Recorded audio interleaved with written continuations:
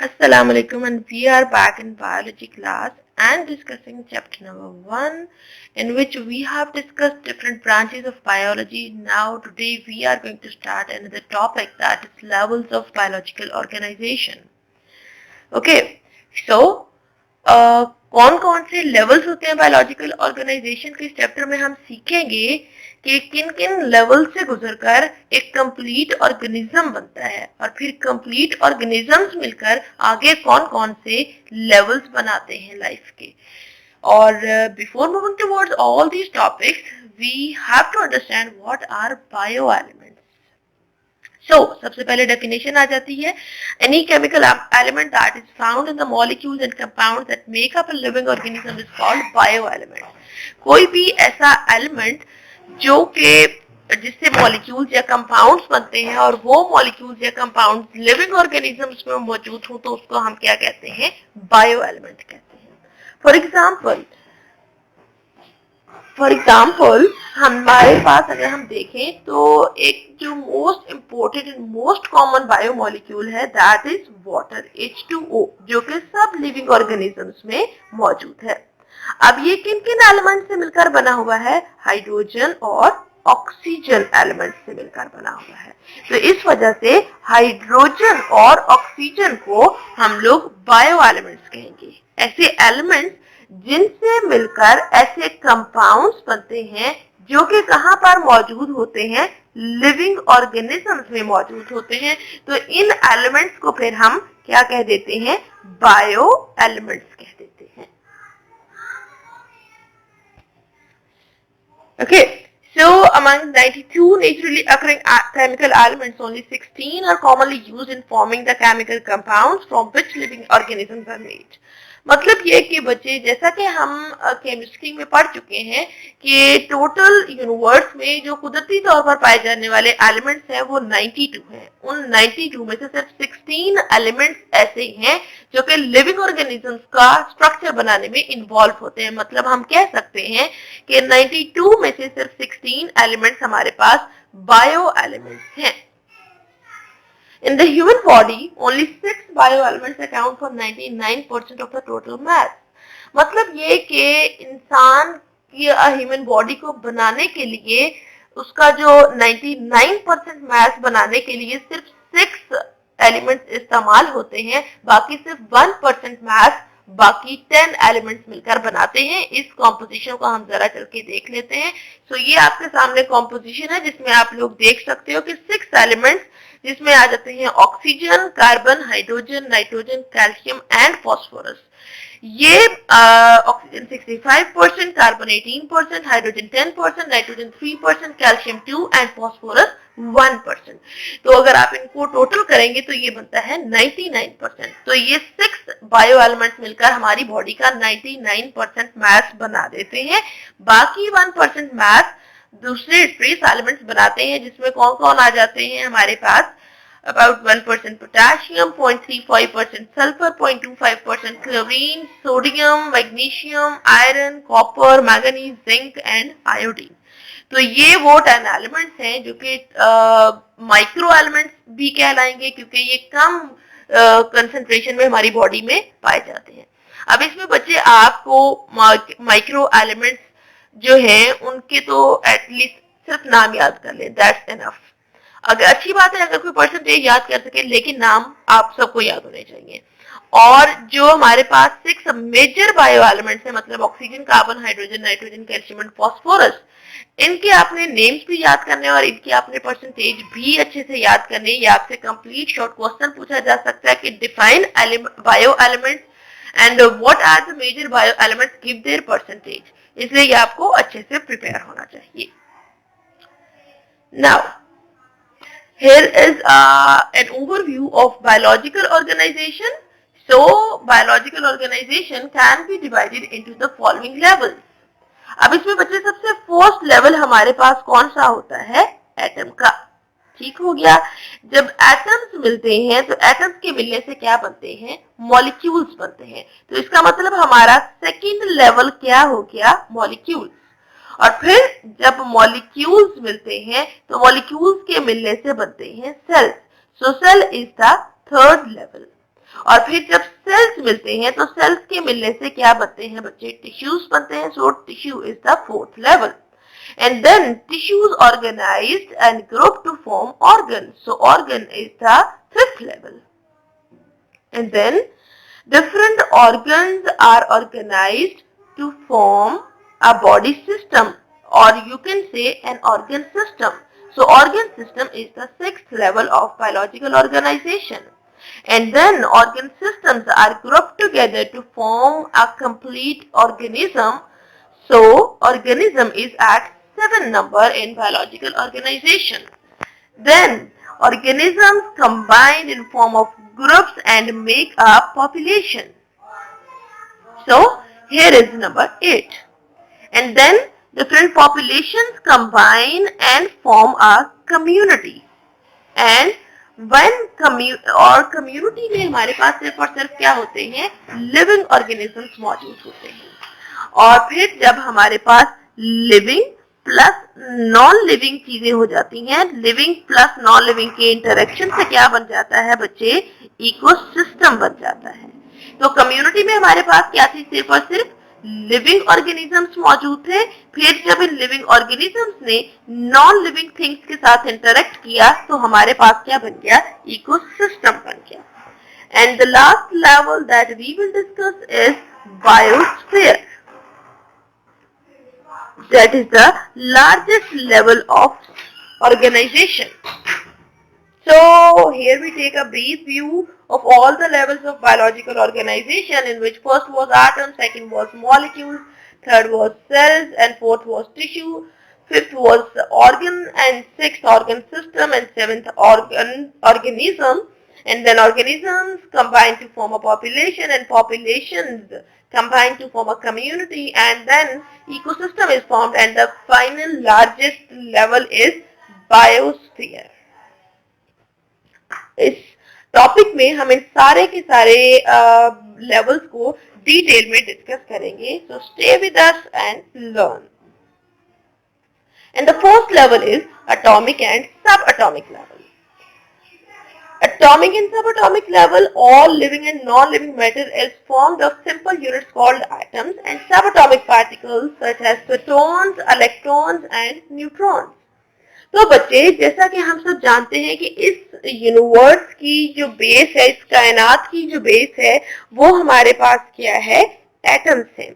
जितना भी living things या जो भी नॉन लिविंग थिंग्स इस कायनात में बनी हुई हैं, वो उसका बेसिक यूनिट हमारे पास क्या आ जाता है, atoms.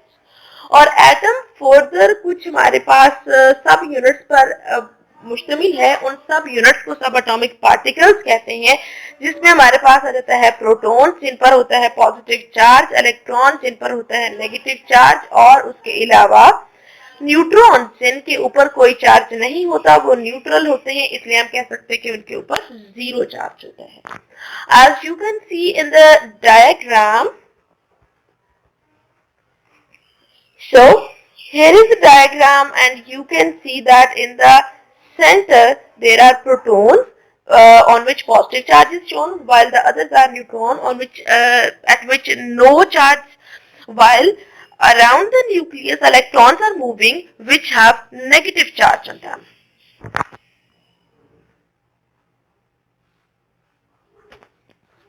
So the first level is atomic level and the second level is molecular level. Okay, so definition देख लेते हैं पहले कि molecular level होता क्या है. The atoms of different elements combine with each other through ionic or covalent bonding to produce compounds. This stable form is called a molecule.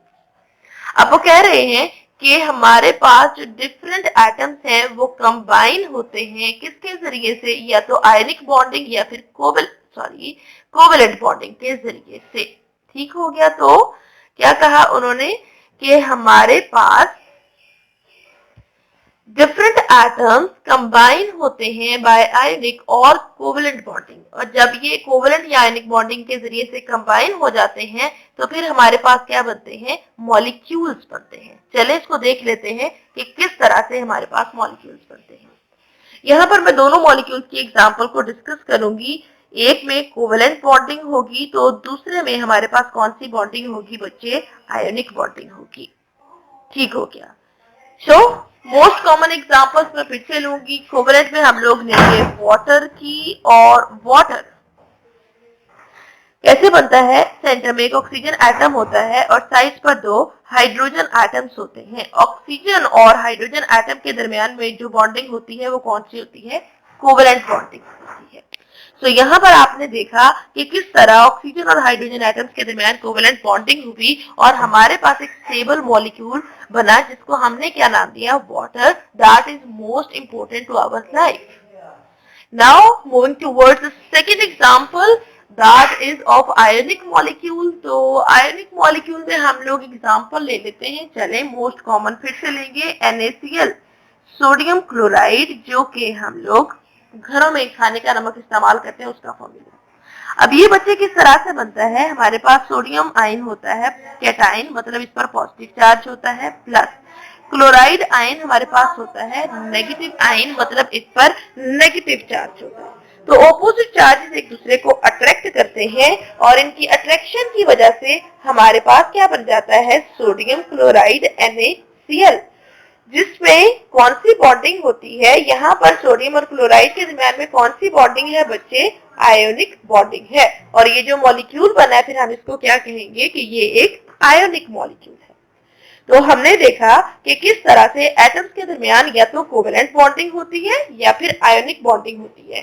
Covalent या ionic bonding के जरिए से वो जुड़ते हैं तो हमारे पास क्या बन जाते हैं? मॉलिक्यूल्स बन जाते हैं।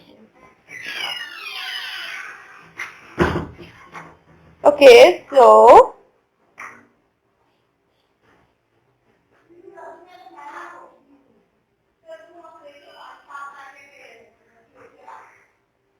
I'm sorry for the inconvenience, but I have to do this. Okay. Next हम डिस्कस करेंगे बच्चे types of molecules on the basis of size. तो हमारे पास दो बेसिक टाइप्स होती हैं on the basis of their size. The first one is micro molecules.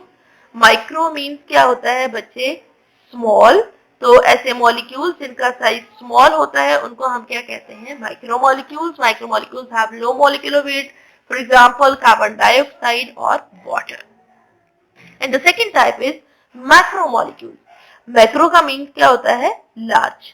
तो ऐसे मॉलिक्यूल जिनका साइज बड़ा होता है उनको हम क्या कहते हैं? मैक्रो मॉलिक्यूल्स कहते हैं।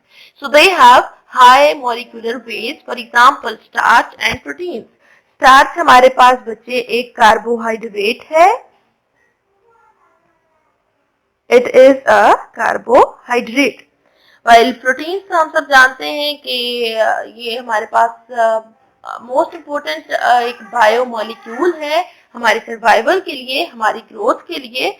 और अब मेरा आपसे क्वेश्चन ये है कि प्रोटीन हमें कहाँ से मिलती है? सो लेक्चर सुनने के बाद इसका जरा मुझे आंसर आप लोग बताएं कि प्रोटीन्स का रिच सोर्स क्या है हमारे पास, because we have already discussed in our previous lectures.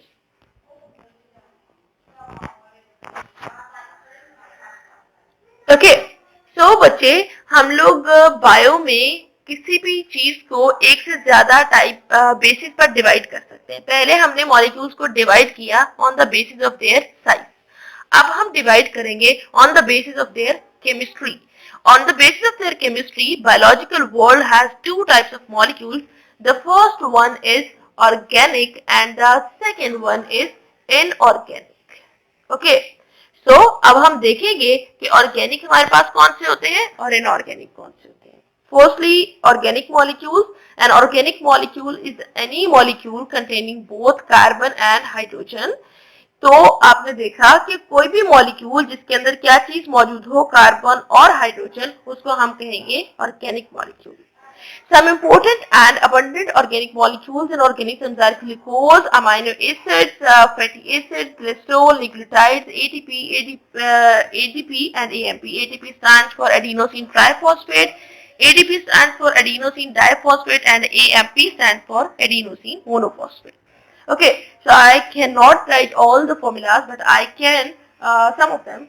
So I will write the first one, that is most popular, glucose. Glucose का formula क्या होता है बच्चे? C6H12O6. तो आपने देखा इसमें कार्बन भी मौजूद है, इसमें हाइड्रोजन भी मौजूद है, इसलिए ये हमारे पास क्या है, एक ऑर्गेनिक मॉलिक्यूल है। Is it clear to all of you? इसी तरह से अगर हम लोग अमाइनो एसिड का बेसिक स्ट्रक्चर देखें तो ये इस तरह होता है। सेंटर में कार्बन, एक साइड पर इसके होता है हाइड्रोजन, दूसरी साइड पर कोई भी अल्काइल चेन, और एक साइड पर हमारे पास अमाइनो ग्रुप होता है और दूसरी साइड पर क्या होता है, कार्बोक्सिल ग्रुप होता है। ओके, सो दूसरी साइड पर यहां पर कौन सा ग्रुप होता है बच्चे, कार्बोक्सिल ग्रुप होता है।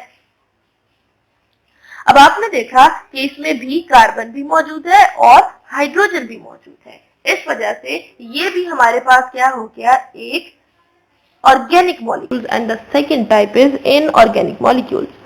ऑर्गेनिक मॉलिक्यूल्स वो होते हैं जिनमें क्या होती है, कार्बन और हाइड्रोजन मौजूद होती है, वो हमारे पास ऑर्गेनिक मॉलिक्यूल्स कहलाते हैं। ठीक हो गया। अब हम देखेंगे इनऑर्गेनिक मॉलिक्यूल्स कौन से होते हैं। Inorganic molecules do not include carbon and hydrogen together in a molecule. तो ये ऐसे मॉलिक्यूल्स होते हैं जिनके अंदर कार्बन और हाइड्रोजन दोनों इकट्ठे नहीं होते। For example NaCl, sodium chloride. आप देख सकते हो ना तो इसमें कार्बन है और ना ही हाइड्रोजन है, इस वजह से ये हमारे पास क्या हो गया है, एक इनऑर्गेनिक मॉलिक्यूल। इसी तरह से हम यहाँ पर एक और एग्जांपल देख लेते हैं, दैट इज HCl। अब यहाँ पर हाइड्रोजन तो मौजूद है लेकिन कार्बन साथ मौजूद नहीं है, इस वजह से ये भी हमारे पास क्या बन गया बच्चे, एक इनऑर्गेनिक मॉलिक्यूल बन गया। And now it's your turn. You have to write at least 3 examples of inorganic molecules and send it to me within your lecture time. Okay, so the third level is organelles level. And I think so before moving towards and before discussing third level, we have to discuss, we have to take a quick review of the previous two levels. The first level was atomic level and the second level was molecular level, जिसमें atoms के मिलने से हमारे पास क्या बनते थे बच्चे, molecules बनते थे। And now the third level that we are going to discuss is organelle level. So इस चैप्टर में बच्चे हम लोग ये तीन टॉपिक्स, तीन लेवल्स सीखेंगे, atomic, molecular and the organelles level. Okay, so back to organelles. सबसे पहले इसकी डेफिनेशन आ जाती है बच्चे, different and enormous number of micromolecules and macromolecules arrange themselves in a particular way to form cells and their organelles. अब इन्होंने यहाँ पर क्या कहा कि बहुत सारे माइक्रोमोलिक्यूल्स और मैक्रोमोलिक्यूल्स अरेंज होते हैं, ऑर्गेनाइज होते हैं और वो मिलकर क्या बनाते हैं, सेल्स एंड देयर ऑर्गेनेलीज। ठीक हो गया। जैसे बच्चे हमारी बॉडी के ऑर्गन्स होते हैं, हमारे हैंड हमारा एक ऑर्गन है, हमारे फिट हमारा दूसरा ऑर्गन है, हमारा नोज हमारा ऑर्गन है, हमारी आईज हमारा ऑर्गन है, इसी तरह से सेल्स के जो डिफरेंट ऑर्गन्स होते हैं उनको हम कहते हैं ऑर्गेनेलीज। ठीक है, जैसे कि आप इस डायग्राम में देख सकते हो, ये डायग्राम पूरी एक सेल की डायग्राम है और इसके अंदर ये डिफरेंट किस्म की ऑर्गेनेलीज मौजूद हैं। जैसे ये सेंटर में हमारे पास क्या मौजूद है, न्यूक्लियस मौजूद है, और फिर उसकी साइड पर इन्होंने क्या दिखाया हुआ है, न्यूक्लियर मेम्ब्रेन, और फिर यहाँ पर इन्होंने दिखाया हुआ है, ये आप देख सकते हैं गोल्जी अपरेटस, और इसी तरह से यहाँ पर माइटोकॉन्ड्रिया, और ये राइबोसोम्स, और ये रफ एंडोप्लाज्मिक रेटिकुलम, और these are centrioles and this one is vacuole. तो ये डिफरेंट सेल ऑर्गेनेलीज दिखाई हुई है उन्होंने एक सेल के अंदर।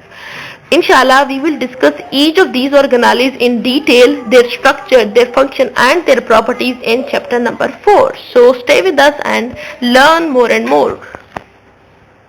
Okay, so ऑर्गेनेली समझ आ गई कि जैसे हमारे ऑर्गन्स होते हैं इसी तरह से सेल के ऑर्गन्स को हम क्या कहते हैं, ऑर्गेनेलीज कहते हैं।